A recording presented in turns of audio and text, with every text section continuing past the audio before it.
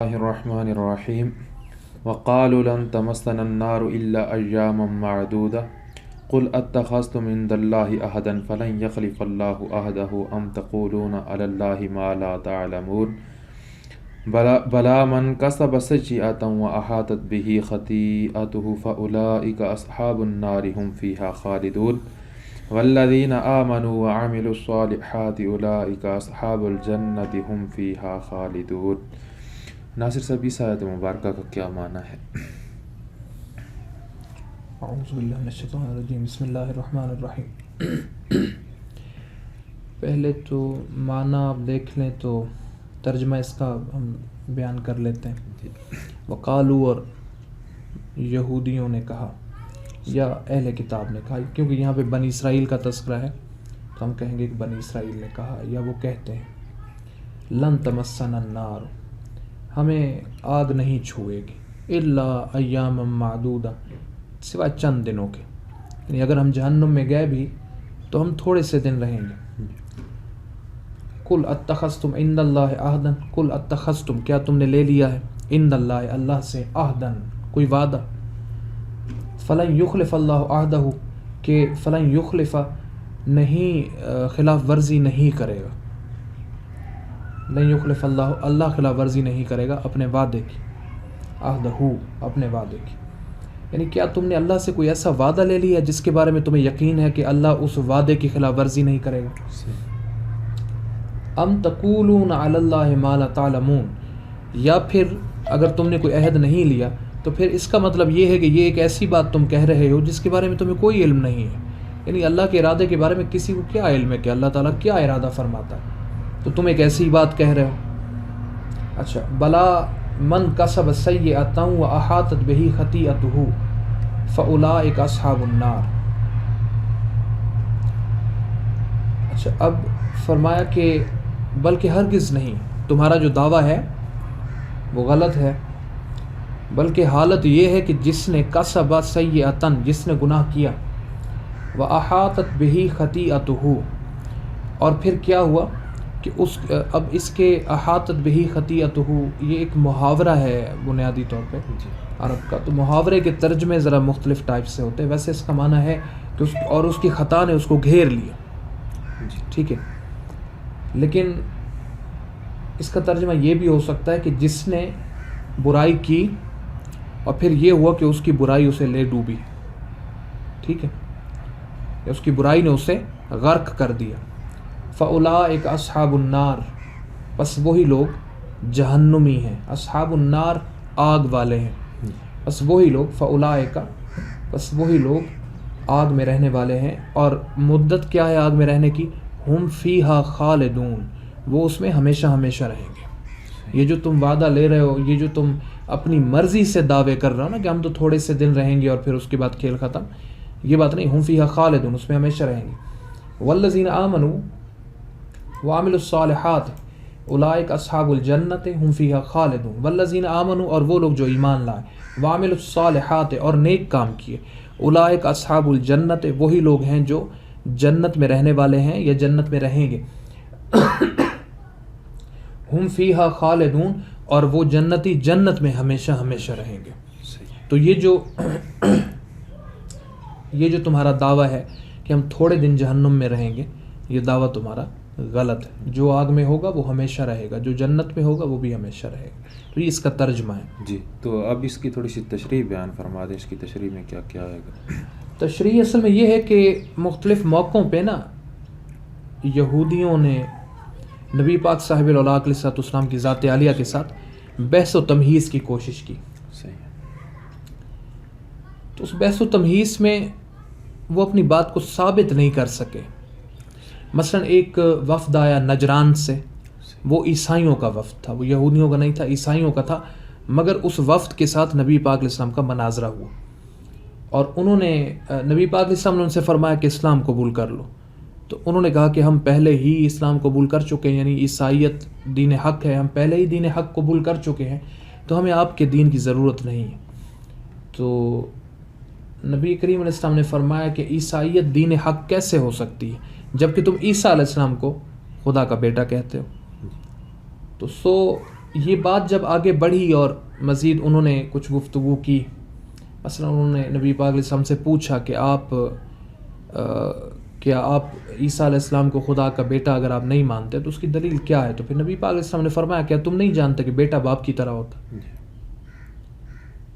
تو انہوں نے کہا کہ جی ہم جانتے ہیں۔ حضور نے فرمایا اچھا یہ بتاؤ کیا تم یہ عقیدہ رکھتے ہو کہ عیسیٰ علیہ السلام کو مصلوب کیا گیا، صلیب پہ چڑھا گیا اور وہ فوت ہوئے؟ انہوں نے کہا جی ہاں ایسا ہے۔ تو نبی پاک علیہ السلام نے فرمایا کہ پھر یہ بتاؤ کہ کیا رب ذوالجلال حی قیوم نہیں ہے؟ تو انہوں نے کہا کہ ہاں رب تو حی قیوم ہے۔ تو حضور نے فرمایا پھر یہ کیسی بات ہے کہ باپ حی قیوم ہے اور بیٹے کے اندر باپ والا وصف ہی نہیں؟ اور یہ تو ایک فطری بات ہے نا کہ انسان کا بچہ انسان ہوتا ہے، اور ہاتھی کا بچہ ہاتھی ہے، شیر کا بچہ شیر ہے، گیدڑ کا بچہ گیدڑ ہے، ٹھیک ہے۔ تو یہ ان معنی میں کہ اس کے فطری جو عوارض ہیں وہ اپنے باپ کی طرح ہوتے ہیں۔ یہاں خصائل کی بات نہیں ہو رہی کہ اس کی اخلاقیات اپنے باپ کی طرح ہوگی، نہیں، یہاں پہ کس کی بات ہو رہی؟ یعنی مین ڈی این اے کی بات ہو رہی ہے کہ اس کا جسم، اس کی جسمانی صلاحیات، اس کے جسم کی عمر، یہ تمام تر چیزیں اپنے باپ کی طرح ہوتا ہے۔ اچھا، پھر حضور نے فرمایا کہ کیا تم یہ نہیں جانتے کہ اللہ تعالیٰ کھانے پینے سے پاک ہے؟ انہوں نے کہا کہ بے شک ہم جانتے ہو۔ تو حضور نے فرمایا پھر عیسیٰ علیہ السلام کے بارے میں تم نہیں جانتے کہ وہ کھاتے پیتے تھے اور بازار میں چلتے تھے؟ تو انہوں نے کہا کہ بے شک ایسا ہوتا تھا۔ پھر حضور نے فرمایا کہ یہ تو پھر ابوت ثابت نہیں ہوتی، اور ان باتوں کا ان کے پاس جواب نہیں تھا، ٹھیک ہے۔ تو اسی طرح یہودیوں کے ساتھ بھی ہوتا رہا، وہ بھی آتے رہے، مناظرے کرتے رہے، لیکن بات اپنی پروف نہیں کر سکے۔ پھر اس کے بعد نا جب وہ اپنی بات ثابت نہیں کر سکے تو انہوں نے پھر اس طرح کی باتیں شروع کی آپس میں، ٹھیک ہے، اور ایک دوسرے کو مطلب یہی بات وہ کرتے تھے کہ ٹھیک ہے اگر یہ سچے ہیں بھی، کیونکہ وہ اندر سے مانتے تھے، اپنے اندر سے وہ جانتے تھے کہ یہ سچے رسول ہیں، تو وہ پھر کہتے تھے کہ ہم تھوڑے دن رہیں گے جہنم میں، پھر اس کے بعد جو ہے وہ کیونکہ ہم بنی اسرائیل ہیں، انبیاء کی اولادیں ہیں ہم، تو ہمیں زیادہ دیر جہنم میں نہیں رہنا پڑے گا۔ تو اسی کا رد کیا رب ذوالجلال نے کہ تمہارے ساتھ میں نے کون سا ایسا وعدہ کیا کہ جس کے بل پہ تم یہ کہتے ہو، مثلا میرا اور تمہارا کوئی ایسی ٹیسٹمنٹ موجود ہے کہ میں نے تم سے کہا ہو کہ تم حق کو قبول اگر نہ بھی کرو تو بھی تم جہنم میں تھوڑے ہی عرصے رہو گے، اس کے بعد تمہیں نکال دیا جائے گا۔ کوئی ایسا عہد، کوئی ایسا وعدہ تمہارے ہمارے درمیان نہیں ہے۔ تو جب ایسا نہیں ہے تو پھر میں تمہیں بتاتا ہوں کہ میرا جو معاہدہ ہے وہ کیا ہے انسان کے ساتھ، کہ اگر وہ نیک اعمال کرے گا، ایمان لائے گا، نیک اعمال کرے گا، ہمیشہ جنت میں رہے گا۔ ایمان نہیں لائے گا اور برے اعمال کرے گا تو پھر ہمیشہ جہنم میں رہے گا۔ تو یہ ہمیشہ کا قصہ ہے، ٹھیک ہے۔ اب اس میں نا ایک اور بات ہے جو یہاں پہ لازمی ہے کہ یہ اپنی جگہ ایک سوال ہے کہ کیا واقعتاً ہمیشہ ہمیشہ یہ ہوتا رہے گا، ہمیشہ ہمیشہ یہ چلے گا؟ تو ایسا نہیں ہے، مطلب بہت سارے بزرگوں نے اور علماء میں بھی کچھ گروہ ہے کہ جو یہ کہتے ہیں کہ ایک وقت آئے گا جب جہنم کو فنا کر دیا جائے گا اور جہنم میں بھی فنا ہو جائیں گے، ٹھیک ہے۔ یہ علیحدہ بات ہے کہ اس میں میرا موقف کیا ہے، لیکن یہاں پھر خالدین فیہا یا خالدون فیہا کا کیا ترجمہ ہوگا کہ وہ ہمیشہ ہمیشہ رہیں گے؟ تو یہاں پہ پھر اس کا مطلب یہ ہوگا کہ جیسے ہم لوگ کسی آدمی کے بارے میں کہتے ہیں نا کہ بھائی یہ ایسا ہی تھا، ہمیشہ سے ایسا ہی تھا، ہمیشہ ایسا ہی رہے گا۔ اس کا مطلب کیا ہے کہ یہ آدمی ایک مدت، ایک لامحدود مدت تک، جس کی کاؤنٹنگ نہیں کی جا سکتی، ایک لامحدود مدت تک یا ایک غیر معینہ مدت تک یہ ایسا ہی رہے گا۔ جیسے کسی کی زندگی کا پتہ نہیں ہوتا نا، جب تک یہ زندہ رہے گا ایسا ہی رہے گا، لیکن اس کی زندگی بھی تو محدود ہے نا، چند سال ہی ہے۔ تو یہاں ہمیشہ کا کیا مطلب ہے؟ ایک ایسی کثرت جس کی کوئی حد معین نہیں کی جا سکتی۔ تو یہ بھی ایک معنی ہو سکتا ہے کہ لامحدود سال وہ جہنم میں رہیں گے۔ اور سیدھی بات تو یہ ہے کہ ایک سیکنڈ کے لیے نا آپ چائے گرم کر رہے ہیں چولہے پہ، روٹی بنائی جا رہی ہے توے پہ اور کوئی ہاتھ لگ گیا توے پہ آپ کا، چائے آپ گرم کر رہے تھے، کیتلی وہ ہاتھ لگ گیا آپ کا، سگریٹ جلا رہے تھے اور لائٹر نے آپ کا ہاتھ جلا دیا، چند سیکنڈ کی بات ہوتی، تل ملا جاتا آدمی ایک مرتبہ، جس خیال میں ہے اور وہ اکثر لوگ کہتے ہیں کہ جی ہم تو اپنے محبوب کے خیال میں ایسے گم ہوئے کہ دنیا جہان کا ہوش ہی نہیں رہا. جس خیال میں ہوگا ایک مرتبہ تو ایسا جاگے گا کہ جیسا جاگنے کا حق. ایک سیکنڈ کی یہ بات ہے. تو اگر یہ کہیں ختم ہونی بھی ہے تو وہ عرصہ بھی کروڑوں سالوں کے بعد ہے, جلدی وہ بھی نہیں, کیونکہ یہاں یہ بات تو کلیئر ہے کہ جب اسے ہم فیہا خالدون کہا گا, اس میں ہمیشہ رہیں گے, تو اس کا مطلب یہ کم عرصہ نہیں ہے. اگر کبھی اس نے ختم ہونا بھی ہے تو عرصہ بہت طویل ہے, اور جو آگ آپ ایک سیکنڈ نہیں برداشت کر سکتے وہ کروڑوں سال کیسے برداشت کرو. تو عقل مند آدمی کے لیے تو خوف کا مقام پھر بھی ہے. تو یہ کچھ اس کی یعنی کہ تشریح کے ساتھ کچھ نہ کچھ اس کا ہے, لیکن یہ کچھ نہ کچھ ہے. اس کی مزید تفصیلات ہیں, مزید اور بھی تفصیلات اس کی اس آیت میں ہیں, لیکن بہرحال کیونکہ یہ ایک مختصر سلسلہ تو اتنا ہی کافی ہے مختصر کے لیے. اس آیت میں ہمارے لیے کیا کیا سبق ہے, ہمیں کیا کرنا چاہیے اور کیا اس سے؟ اس آیت میں نا ویسے تو بہت سارے اسباق ہیں اس ایک کے اندر, لوگوں کی ہٹ دھرمی بھی ہے اور جان بوجھ کے. اس میں ایک بات بڑی عجب سی ہے اگر آپ اسے دیکھیں تو, انسانی فطرت کا ایک عجیب و غریب نمونہ ہے اس آیت کے اندر. ٹھیک ہے, نبی پاک صاحب علیہ السلام کا چہرہ مبارک ایسا تھا کہ اسے دیکھ کے یہ مانتے تھے, یہ کہتے تھے کہ یہ سچے رسول ہیں. اور جو ان میں اچھے لوگ تھے, فطرت کے جو واضح لوگ تھے اور وہ حق بات کو حق کہنا جانتے تھے, وہ مسلمان بھی ہوئے, لیکن تعداد بڑی تھوڑی ہے ان میں. ان میں ایک بہت بڑا نام ہے حضرت عبداللہ بن سلام رضی اللہ عنہ, صحابی رسول ہیں. انہوں نے وہ آئے تھے مناظرہ کرنے کے لیے. ویسے تو یہ پوری طویل حدیث ہے, میں مختصر اس کا حوالہ دے رہا ہوں کہ وہ آئے تھے مناظرہ کرنے کے لیے, مگر جیسے ہی نبی پاک علیہ السلام کا چہرہ دیکھا ان کے دل سے جیسے آواز آتی نہیں کہ نہیں یہ چہرہ کسی جھوٹے آدمی کا نہیں ہو سکتا, اور اسی وقت انہوں نے اسلام قبول کر لی. تو جانتے تھے یہ کہ حضور سید المرسلین علیہ السلام اللہ کے سچے رسول ہیں. مگر ہوا کیا, اس آفتاب رسالت کو دیکھنے کے باوجود بھی نبی پاک علیہ السلام کے یعنی کہ آپ اگر ان کے چہرے کے بارے میں پڑھیں یا ان کے جو جسمانی جو ایک حیت تھی, حیت مبارکہ تھی, اس کے بارے میں پڑھیں نا تو آپ خالی پڑھ کے ہی لوگ عاشق ہو جاتے. ٹھیک ہے, خالی اس کو پڑھ کے لوگ عاشق ہو جاتے. وہ چہرہ مطلب انسانیت نے ایسا خوبصورت چہرہ نہیں دیکھا تھا کبھی بھی. مطلب ہمارا یوں سمجھیے کہ انسانی ڈی این اے پہلی مرتبہ اتنا جمال اپنے سامنے دیکھ رہا تھا. اور پھر عجب بات یہ ہے, مثال کے طور پہ اگر کسی جنگل سے گزر رہے ہیں یا کسی باغ سے گزر رہے ہیں تو ان کو سلام کرتے تھے, پھل پودے. ٹھیک ہے, اور سلام کے الفاظ یہی ہوتے تھے, السلام علیکم یا رسول اللہ. تو یہ چیزیں ظاہری بات ہے, ایک آدمی جب دیکھ رہا ہوتا ہے تو اسے سمجھ میں آ جانا چاہیے نا کہ یہ جو صاحب ہیں ان کو اللہ تعالیٰ نے سچائی عطا کی ہے اور یہ سچے ہیں. پھر معجزات تو اتنے ظاہر ہوئے نا, اتنے ظاہر ہوئے کہ ان کی تو آپ شاید گنتی بھی نہیں کر سکتے. ایسا ہے کہ جیسے آپ کہیں کہ ایک ایک لمحہ معجزہ ہے. یہ مبالغہ نہیں کر رہا میں ایک ایک لمحہ معجزے کا. نبی پاک علیہ السلام اگر خاموش تشریف فرمانا, پھر بھی آپ کی جو یہ اس جگہ کو اردو میں بینی کہتے ہیں نا, آپ کی بینی شریف پہ ہر وقت نور کی بارش ہوتی تھی اور یہ دیکھنے والے کو نظر آتی تھی. ٹھیک ہے, یہاں پہ ہر وقت ایک نورانی پھوار پڑتی رہتی تھی جو دیکھنے والے کو نظر آتی تھی. اگر وہ مسکراتے تھے فقط تو ان کے جو ہے نا دہنے مبارک سے ایک نور نکلتا تھا جو سامنے کی دیواروں پہ اس کی چمک پڑتی تھی. ٹھیک ہے, تو ایسے آدمی کو دیکھ کے انہوں نے سمجھا صحیح کہ یہ حق پہ ہے. حتیٰ کہ ایک عجیب و غریب روایت ہے, ابو جہل جیسا سخت آدمی جو اتنا زیادہ نبی پاک علیہ السلام کے ساتھ اس نے دشمنی رکھی, اس کے بارے میں بھی اسیرۃ النبویہ میں علامہ احمد بن زینی دہلان رحمۃ اللہ علیہ نے بڑی عجیب بات لکھی ہے. وہ فرماتے ہیں کہ ایک صحابی ایک صاحب دیہات سے آئے اور مسلمان ہوئے, تو انہوں نے اپنے مسلمان ہونے کی وجہ بیان کی. وہ کہتے ہیں کہ ابو جہل میرا دور کا چچا بنتا تھا, مطلب تھوڑے بہت رشتوں کی ضربوں تقسیموں کے بعد, مطلب وہ ہمارا رشتہ دار تھا. تو وہ ہم سے ملنے کے لیے دیہات میں آیا, اور دیہات میں آیا تو میں نے اس سے پوچھا کہ میں نے کہا کہ چچا میں نے سنا ہے کہ مکہ میں کسی شخص نے نبوت کا دعویٰ کیا. ابو جہل نے کہا کہ ہاں واقعی ایسا ایک شخص موجود ہے.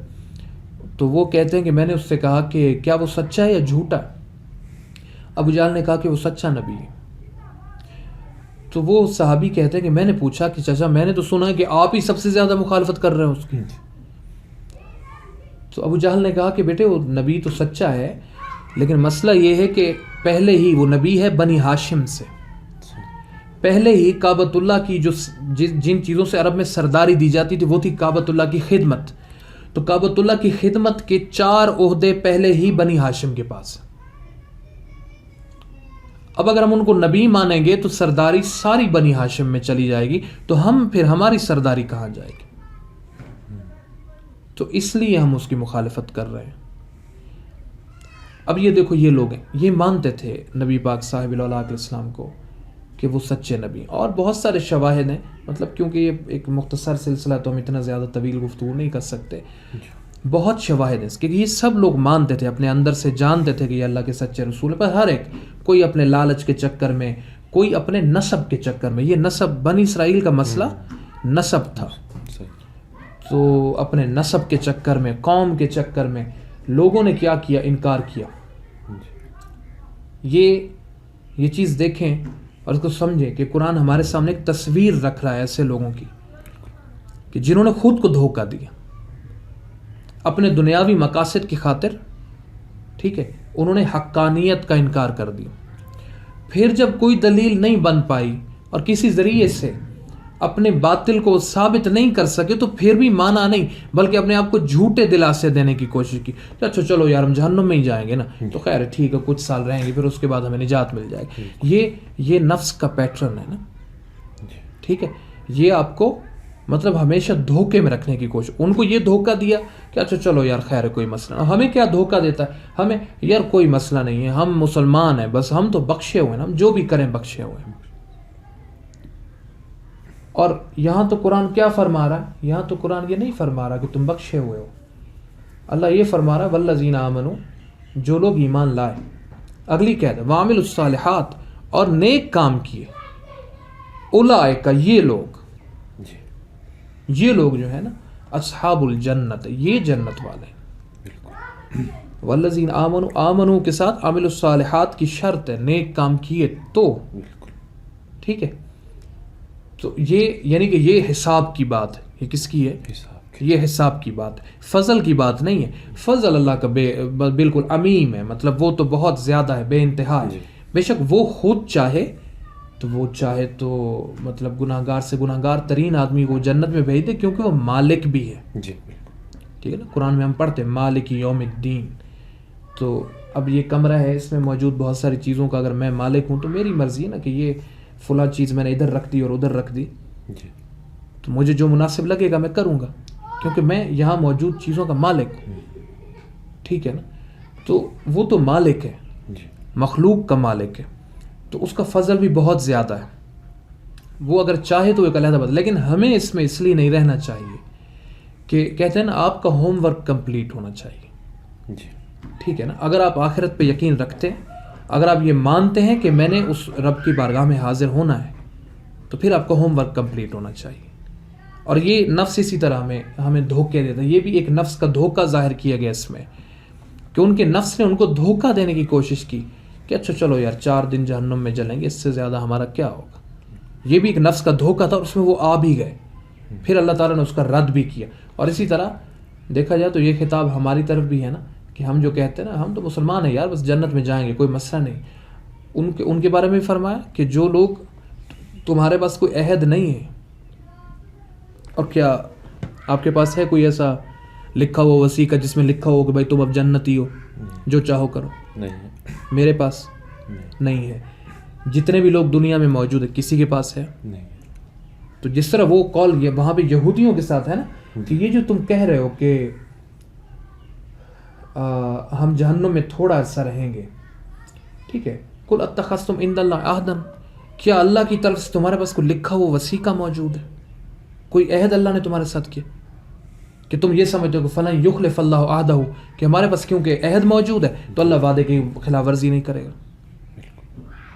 ٹھیک ہے، تو ایسا تو نہیں ہے۔ تو ام تقولون علی اللہ ما لا تعلمون، ام کا معنی ویسے تو یا ہے لیکن یہاں پہ محاورہ اس طرح کہ بلکہ اصل بات یہ ہے، ٹھیک ہے، بلکہ اصل بات یہ ہے کہ تم اللہ تعالیٰ کے بارے میں وہ کہہ رہے ہو جس کا تمہیں علم نہیں ہے، یعنی اللہ کے ارادے کا، اور ہمارا یہ قول ہم مسلمانوں کا کہ ہمیں ٹھیک ہے یار بس ہم مسلمان ہیں نا، یہی کافی، ہم جنت میں جائیں گے، چاہے ہم جو بھی کرتے رہیں ہم جنتی ہیں، ہمیں جہنم میں نہیں بھیجا جائے گا. یہ قول بھی اسی طرح ہے، کیونکہ اللہ یہ فرماتا ہے والذین آمنوا وعملوا الصالحات، ٹھیک ہے، اولئک وہی لوگ ہیں جو ایمان بھی لائے اور انہوں نے نیک کام بھی کیے، ہم فیہا خالدون، وہ رہیں گے، اولئک الذین ہم فیہا خالدون، وہ لوگ ہیں جو جنت میں ہمیشہ رہیں گے.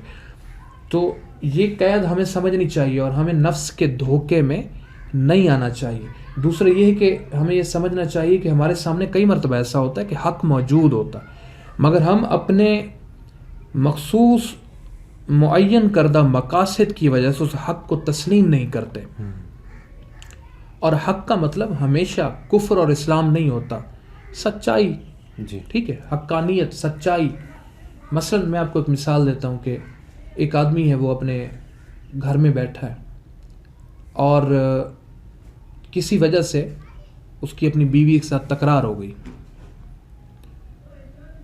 مثال کے طور پہ وہ آپ کو ایسے مثال دوں، ہاں مثلا اس کا کسی اور عورت کے ساتھ خارجی طور پہ کوئی تعلق ہے اور وہ اپنا پیسہ اس عورت کو بھی دے رہا ہے یا اس پہ بھی خرچ کر رہا ہے. بیوی کو پتہ چل جاتا ہے اور وہ اس کو یوں سمجھیے کہ کہتی ہے کہ تم نے مجھے یہ خبر پہنچی ہے تو کیا تم نے ایسا کیا. اب ہمیں پتہ ہوتا ہے کہ ہم نے ایسا کیا، لیکن ہم اپنے مقاصد کی خاطر وہاں پہ نہیں بیان کرتے، ٹھیک ہے. اب سوال یہ کہ ہمیں نفس یہاں دھوکہ دیتا ہے کہ نہیں یار میں چاہتا ہوں میری بیوی کے ساتھ میرا فساد نہ ہو تو اس لیے میں جھوٹ بول رہا ہوں. ٹھیک ہے، اگر تم چاہتے ہو کہ فساد نہیں تو پھر باہر کی عورت کے ساتھ تعلق ختم کر دو، فساد نہیں ہوگا. ٹھیک ہے، نہ تو وہ ناز نخرے کرے گی اور نہ ہی وہ تم سے پیسہ مانگے گی، نہ تم اسے پیسہ دو گے، نہ گھر میں لڑائی ہوگی. تو فساد کو ختم کرنے کے نام پہ جھوٹ بول دینا لیکن باہر کی عورت سے تعلق نہیں ختم کرنا. اور اس کی مطلب کروڑوں مثالیں آپ کی زندگی میں موجود ہیں. تو کفر و اسلام سے لے کر عام زندگی تک ہمارے سامنے یہ ایک درس ہے کہ تمہارے پاس رب کی طرف سے کوئی عہد موجود نہیں ہے، تو ہوشیار رہ جاؤ اور اپنے اعمال کو بھی ٹھیک کرو اور اپنے ایمان کو بھی ٹھیک کرو، تبھی تم اس رب کی بارگاہ میں سرخرو لوگوں میں سے ہوگے. ورنہ اس کی امید مت رکھو، تمہارے پاس عہد نہیں ہے. ہاں امید بے شک رکھو کہ اللہ کریم ہے، وہ کرم کرے گا، لیکن وہ امید جو آپ کو نافرمانی پہ اکسائے وہ امید نہیں ہوتی، وہ دھوکہ ہوتا ہے. ٹھیک ہے، وہ ایک دھوکہ ہوتا ہے. امید وہ ہوتی ہے کہ جیسا یہ کہ ایک آدمی نماز پڑھے اور کہے میرا رب اسے قبول کر لے گا، زکوٰۃ دے اور سوچے کہ میرا رب اسے قبول کر لے گا. یہ امید ہے نا، یہ امید نہیں ہے کہ اچھا یار نماز نہیں پڑھتے کوئی ٹینشن ہی نہیں، ہم تو مسلمان ہیں بخشے جائیں گے. یہ امید نہیں ہے بھیا، یہ دھوکہ ہے. امید اور دھوکے میں بڑا فرق ہوتا ہے. تو اللہ تعالیٰ کی بارگاہ میں التجا ہے کہ مالک ہمارے ظاہر کو قرآن مجید کے ظاہر سے اور ہمارے باطن کو قرآن مجید کے باطن سے اور ہماری حقیقتوں کو قرآن مجید کے حقائق سے منور فرمائے.